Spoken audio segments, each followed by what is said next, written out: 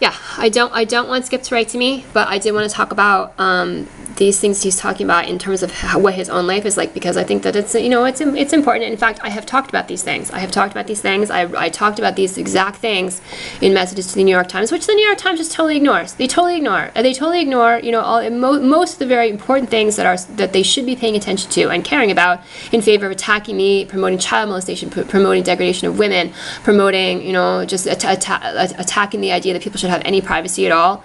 You know, I mean, they really are. It really is so incredibly sad and so totally wrong, right? So here's Skip. I'm gonna talk about these things. Yeah, because this is something that a lot of people are dealing with. You know, not just stalkers. You know, but a lot of people are dealing with these things. You know, I mean, many people cannot attend college because they can't afford it, or if they went to school, they have very high student loans. It's very difficult to pay those off. You know, and they can't. It's really sad, because there is a direct correlation between education and higher quality of life. People make better decisions.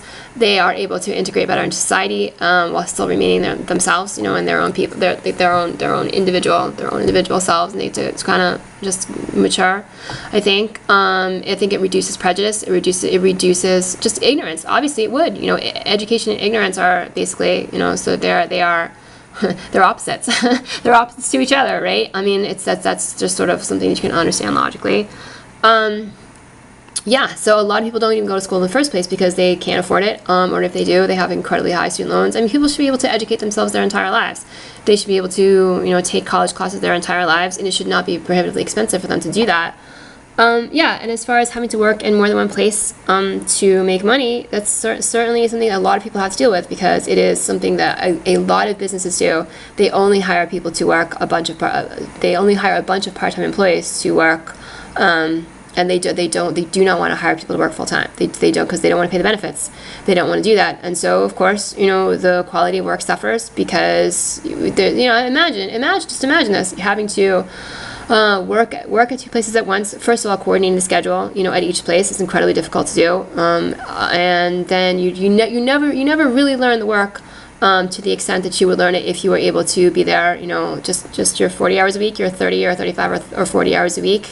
To be able to just work in one place, get to know the clients, get to know the employees, get to know the boss, you know, be able to develop strong personal relationships, and really learn what it is that you're doing, and feel like it's worth you know, spending your time to learn how to do it.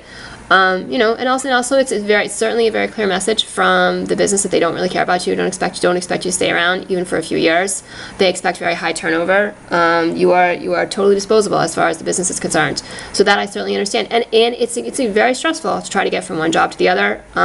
You know, and try to get to know two or more systems that are, you know, where every place has its own way of doing things. You have to learn that, and then you have to. There's always something going on in terms of, like, you have to learn how to get along with people, you know, and you have to learn how to do things the way the boss wants them done, without the boss having to tell you, like, over and over and over again how to do it.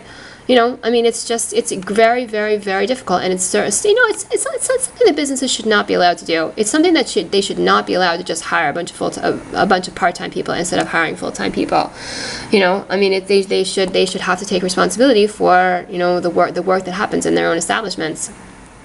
So yeah, I certainly understand that, and I have also been talking about. I have also mentioned. I wrote about, actually, the fact that I think minimum wage should be $12 an hour, and there was no code purpose in that whatsoever. I mean, I just sort of did some research online, and $12 an hour seemed like the average that would work. That would be, you know, sort of would work across the country.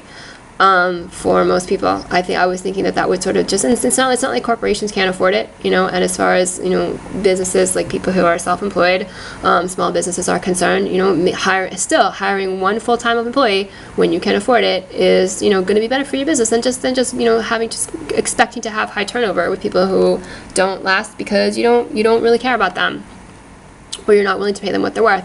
I mean, I really do think, you know, the only people who are going to be really consistently giving a high level of performance in these situations are people who are not going to stay around. I mean, they are working at places like this, because they want to be able to, they have to have some kind of work, but they have a very high level of they have very high standards for their own performance, but they're not going to say they're getting through school, or they're working until they get certified to something else, or they're working there.